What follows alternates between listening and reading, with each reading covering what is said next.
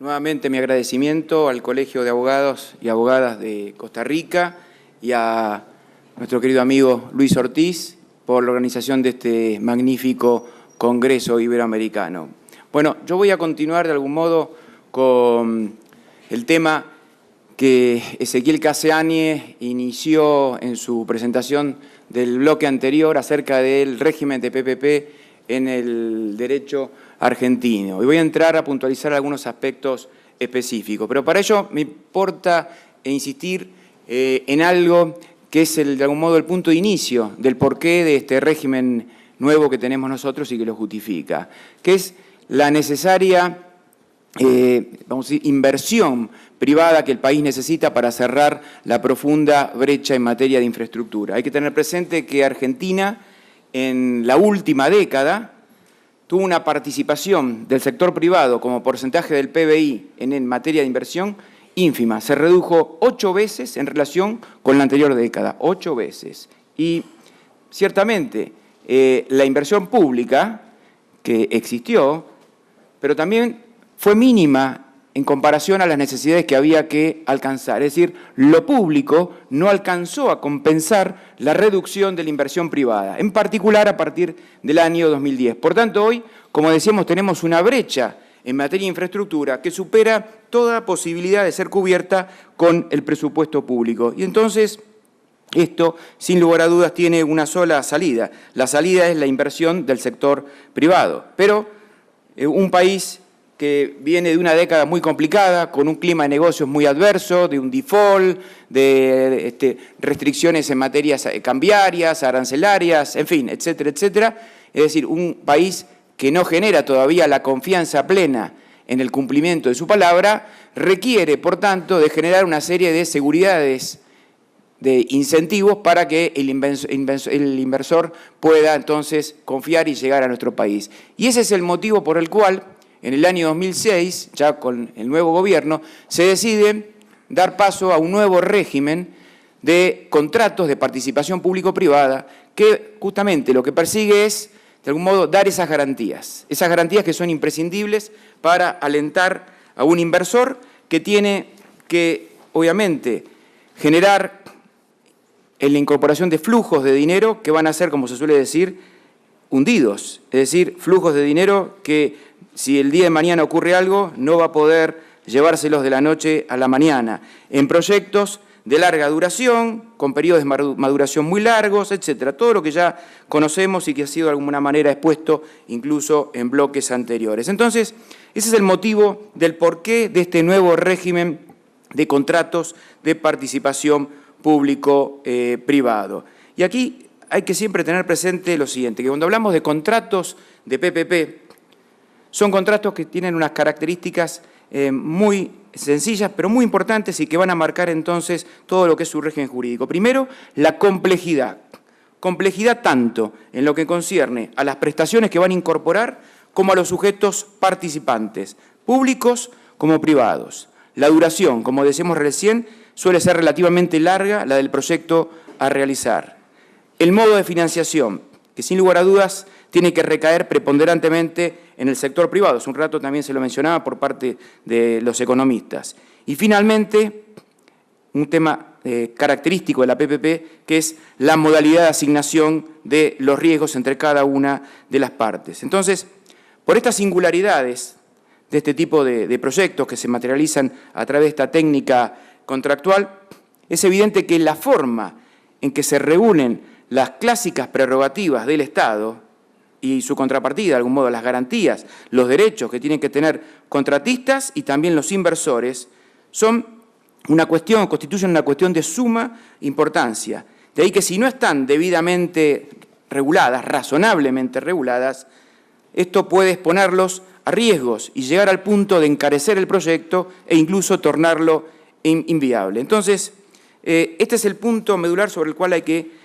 empezar a trabajar y a pensar el porqué de algunas de las cuestiones que yo ahora les voy a comenzar a desarrollar. ¿Cuáles son algunos de los riesgos más importantes a los que se ven expuestos normalmente un inversor, un contratista en este tipo de proyectos de PPP? Bueno, básicamente son los que derivan, yo diría, de las autoridades públicas en ejercicio de las tradicionales prerrogativas que cuenta la Administración en todo contrato administrativo durante su ejecución. Y me refiero ahora puntualmente, porque no tenemos tiempo suficiente para hacer un abordaje general de toda la problemática de riesgos y prerrogativas, a la de modificar el contrato y esencialmente la de extinguirlo anticipadamente, ya sea por razones de legitimidad, por razones de oportunidad y también la rescisión. Bueno, la ley argentina, la ley número 27328 y su normativa reglamentaria, insisto con esto, va a contemplar estas prerrogativas, por lo menos la mayoría de ellas, pero va a establecer un régimen de garantías que pretenden equilibrarlas y desalentar su uso abusivo y proteger de este modo algo clave aquí, que lo destacó Ezequiel Casañe, que es la ecuación económica financiera de este tipo de contratos. Primer garantía, por lo menos para lo que es el derecho argentino fundamental. Las prerrogativas que el Estado puede hacer uso en estos contratos son solo las que están tasadas en un catálogo que trae la ley, no hay otras. En segundo lugar, esas prerrogativas, que están genéricamente allí mencionadas, las clásicas, esas prerrogativas luego tienen que ser expresamente regladas en el contrato, en el pliego. Si no están regladas, no van a ser posible ser el día de mañana usadas. ¿Esto qué significa? En primer lugar, que no hay prerrogativas implícitas. Las famosas potestades o prerrogativas implícitas o virtuales que han caracterizado muchas veces las explicaciones tradicionales de la contratación pública, acá son inviables. Y esto es un verdadero peligro para cualquier contratista, para cualquier inversor. Y es la lógica del principio de legalidad, la famosa vinculación positiva. Y el contrato no escapa, la Administración cuando contrata no escapa a esta regla. Por tanto, a mí se me pareció sorprendente esta afirmación mítica de que en la contratación pública, como el mago saca el conejo de la galera, la Administración puede de la noche a la mañana inventar una potestad, una regulación que no aparece en ninguna norma, ni legal, ni contractual, ni de ninguna índole. Por tanto, la ley argentina establece esta primera garantía que para nosotros, por nuestra experiencia, porque todo esto también muchas veces está claramente vinculado a los problemas, a la idiosincrasia, a la historia de cada país, es algo, insisto, no menor. Rápidamente alguna mención, alguna de estas prerrogativas, dado el escaso tiempo. La modificatoria. Obviamente está prevista, es con natural que así sea, el interés público lo demanda, lo exige. En primer lugar, como ya dijimos, tiene que estar expresamente reglada en el contrato. Pero, ciertamente, la ley pone algunos límites. Límite número 1, algo obvio, solo puede ser utilizada en lo que se refiere a ejecución del proyecto y con un límite cuantitativo del 20% más menos del valor del contrato. Pero la ley aclara, en línea con lo que se mencionó por Ezequiel Casañe hace un rato, esto atinente a lo que es protección de la ecuación económica financiera, que debe ser compensada adecuadamente la alteración, preservando el equilibrio económico financiero original del contrato, y algo muy importante, las posibilidades y condiciones de financiamiento. Y esto es clave, porque si un dato fundamental en los contratos de PPP es que el contratista, que el sector privado es quien tiene que traer la inversión, quien asume la obligación de proveer el financiamiento total o a veces parcial del proyecto, es básico que si se decide hacer uso de esta potestad, bueno, se tenga presente si se mantienen o no o hay alteración de estas cuestiones.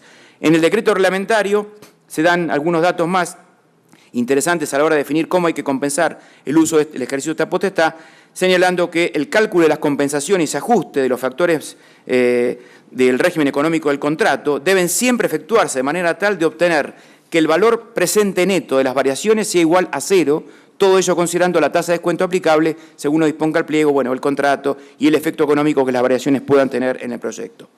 Segunda potestad, para mencionar, la sancionatoria.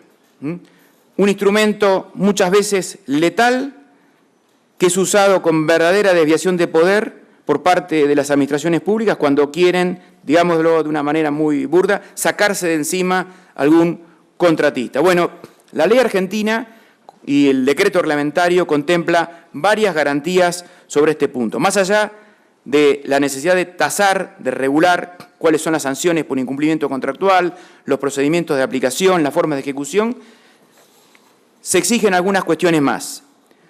Además de insistirse con eso de que hay que detallar concretamente qué tipo de sanción, cuáles son, cuál es el catálogo que es posible aplicar, se exige y se indica que no es viable la adopción de una sanción no prevista en el pliego o en el contrato y que tampoco se puede exceder los límites allí impuestos. En segundo lugar, se señala que no es posible, algo que es muy típico en Argentina, una verdadera mala praxis administrativa, subdividir el mismo hecho para imputar más de un incumplimiento. El hecho es el mismo, pero luego lo multiplico y como tengo como causal, incluso de extinción, una cantidad X de sanciones de la misma naturaleza, listo, lo doy por cumplido. No, no se puede hacer. Tampoco se puede, dice, multiplicar las imputaciones por incumplimientos a la misma obligación involucrada en el mismo hecho. Entonces, todo esto es inviable. Luego hay normas que regulan con mucha precisión el derecho del debido proceso adjetivo, del derecho de defensa del contratista. En fin, se limita claramente este poder sancionatorio del Estado de una manera razonable, no es que se lo impide, se lo regula, se lo tasa, se lo garantiza. Tercer prerrogativa que quiero mencionar, quizás acá es donde vamos a ver las mayores innovaciones de la ley, las que se refieren a la extinción del contrato. Aquí hay tres aspectos que tenemos que mencionar, si bien rápidamente. Primero, la extinción del vínculo contractual por razones de interés público. En segundo lugar, la extinción del vínculo contractual por razones de ilegitimidad. Y en tercer lugar, el ejercicio de lo que es la potestad de rescisión del contrato por una causal imputable al contratista. Bueno, vayamos a analizar la primera. La extinción anticipada por una causal que no es atribuible al contratista, sino que es por la existencia de una razón de interés público, la llamada extinción por razones de mérito, oportunidad y conveniencia, que en algunos países no existe, claro, no es posible. En Argentina sí, y además se lo ha argumentado muchas veces como incluso implícita, algo tan tremendo. Bueno, la ley limita de una manera muy razonable el ejercicio de esta facultad de la Administración. ¿Cómo lo hace? Bueno, a través de diversas maneras. Obviamente, primero debe ser regulada, como dijimos, así de dar previsibilidad y minimizar los conflictos en el contrato o en el pliego, pero la ley exige que se contemplen, además de la causal de extinción, los efectos patrimoniales, sus consecuencias patrimoniales, de modo tal que en el contrato se requiere que se establezca cuál va a ser la metodología que se va a aplicar para compensar el perjuicio que acarrea la extinción anticipada, porque obviamente acabamos de decir que se extingue el contrato por una razón ajena digamos, al contratista. No hay nada que achacarle, él no ha obrado mal, sino que la Administración considera que existe una razón de interés general que justifica, que amerita, ¿no?, poner fin a ese contrato antes de tiempo. Pero nos encontramos con un contratista que probablemente, como ocurre en este tipo de proyectos, ha efectuado una inversión muy importante. Usualmente sabemos que por las características de los proyectos de infraestructura, la inversión inicial es la más fuerte. Nos hemos endeudado como contratistas, tenemos un financiamiento sobre nuestras espaldas y ahora la Administración me dice que no quiere seguir con este proyecto y por tanto me quedo con toda esta carga económica y con toda esta inversión enterrada, hundida, como recién mencionaba. Por tanto, no hay duda de que la Administración tiene que indemnizar, esto no se discute, pero en Argentina hemos discutido mucho qué es lo que hay que indemnizar y con una regulación que yo he visto en Costa Rica también, algo receptado así, se dice que cuando esto ocurre, la Administración no paga el lucro cesante. Y señores, es algo evidente. En un proyecto de esta naturaleza inversión, no pagar el lucro cesante es no pagar nada, muchas veces, porque es no pagar los flujos esperados, las utilidades dejadas de percibir que el proyecto genera. Bueno, hay muchas formas de hacer la cuenta, pero podremos discutir cómo, pero no pagar el lucro cesante, en muchos de estos proyectos, insisto, es no pagar absolutamente nada, ¿no? Bueno, en Argentina, por una razón verdaderamente misteriosa, porque no tiene ninguna lógica, y por una gran confusión con el Instituto de la Expropiación, la jurisprudencia primero, parte de la doctrina después, y todavía siguen insistiendo con esta verdadera locura y irracionalidad que en ningún lugar del planeta, yo diría civilizado, existe. Esto es un verdadero desaliento al inversor, porque total, la Administración alegremente puede decir, razones de interés público me llevan a extinguir y ahora le pago que nada, solamente una suerte de daño emergente. Bueno, el legislador ha establecido varias garantías sobre esto. Primero, ¿quién lo puede extinguir?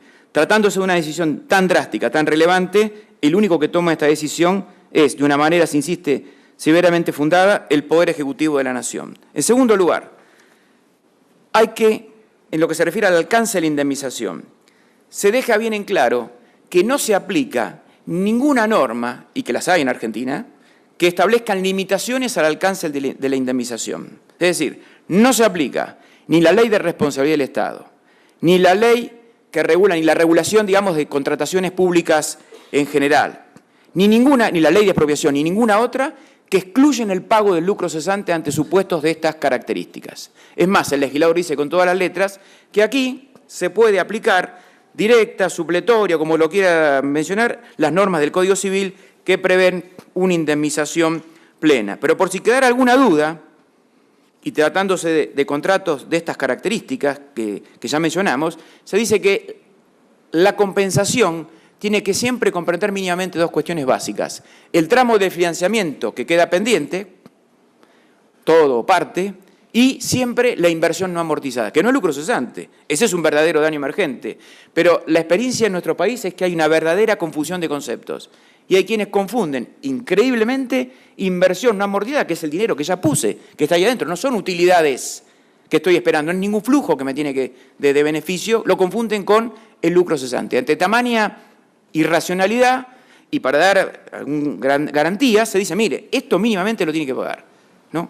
Bueno, no es algo menor. Y por si fuera poco, el legislador exige que la indemnización se abone en forma previa al momento, digamos, de toma de activos. O sea, no hay un pago a posteriori, es decir, yo rescindo y ahora, señor, inicie usted un pleito y bueno, Dios dirá, al cabo de, en Argentina los pleitos duran mucho tiempo, o inicie el arbitraje si hay cláusula arbitral y veremos cuándo le pago. No, primero pague, como en una expropiación, y después tome, ¿no?, la decisión y extinga ese contrato. Pero no puede haber toma de activos, no puede haber entonces ningún avance si no se produce el pago de esa indemnización bajo los parámetros que se indican, que además tiene que estar tasada. Y esa tasación en el contrato es una verdadera garantía para el inversor y para el contratista. Otra prerrogativa fundamental en este tipo de contratos por su peligro, la de extinción del contrato por razones de interés, por razones de ilegitimidad. A veces nos encontramos con esta situación. Viene una nueva administración, cambio de gobierno, y descubre misteriosa y mágicamente que ese contrato que lleva ya a veces 10, 5 años dando vuelta, tiene un vicio ab initio, es nulo de nulidad absoluta. Y entonces, nuevamente y de una manera muy alegre, digo, nulidad absoluta, se cae todo el contrato, y es más, hasta lo puede hacer responsable ese contratista por, bueno, fraude o lo que sea. Esto lo hemos visto en nuestro país. Entonces, aquí la verdad que el único camino razonable que quedaba, el que se adoptó el legislador, que es decir, señor Estado, usted acá no puede hacer uso de esta potestad. Si usted considera que ese contrato que está en curso de ejecución es nulo, vaya al juez. Inicie un pleito, inicie la vía judicial pertinente y al juez competente, no a cualquiera, ¿no? Porque esto no vaya al juez penal. El juez penal no es competente para declarar ninguna nulidad de contrato. Vaya al juez contencioso administrativo, que será el competente. Y esto no es menor. Claro, podemos decir, entonces no lo declaro nulo, pero puedo suspenderlo. Es decir, una suerte de cautelar en sede administrativa. Tampoco. La ley le dice, ni anular ni suspender. Cualquiera de estas decisiones, inicie un pleito. Y en esa discusión judicial, bueno, veremos quién tiene razón. Hay gente que se ha horrorizado con esto en nuestro país. He dicho, esto es inconstitucional. No puede ser que el Estado no pueda echar mano de esta prerrogativa que es natural, a la de administrar. Bueno, volvemos a lo que dijimos al principio. Principio de legalidad, no encontramos ninguna norma ni en la Constitución, ni en ninguna ley que le diga a la Administración usted lo puede hacer. Al contrario, encontramos una norma en una ley que dice usted no lo puede hacer. No hay ninguna facultad constitucional de extinguir en sede administrativa contratos por razones de mera ilegitimidad. Y para ir cumpliendo los plazos, porque ya me sacaron la tarjeta amarilla, muchas veces el final del contrato no es por una ilegitimidad originaria, no es por una razón de interés público, porque esa además lleva a pagar, sino porque la Administración, de alguna manera, comienza a desarrollar el camino del incumplimiento, la culpa del contratista. Bueno, restringir esta potestad obviamente no es posible, está prevista, pero no sin consecuencias. Este es el punto fundamental. Entonces, la ley que exige, nuevamente, tase las causales, ¿no?, delimite su ejercicio y una advertencia muy importante. Administración, al igual que ocurre en las otras causales de extinción anticipada como la de inoportunidad, si usted toma esta decisión de rescindir el contrato por culpa del contratista, tenga presente que le va a tener que pagar algo. ¿Qué es ese algo mínimamente? La inversión no amortizada, porque el dinero lo puso. Si usted se va a quedar, a pesar de que le haya incumplido, si la obra la hizo, si tuvo un incumplimiento en materia de mantenimiento, usted ahora, y no terminó de pagar la obra, usted alegremente no le puede decir, bueno, como hubo rescisión por culpa, no pagó nada. No. Y esto lo hemos visto.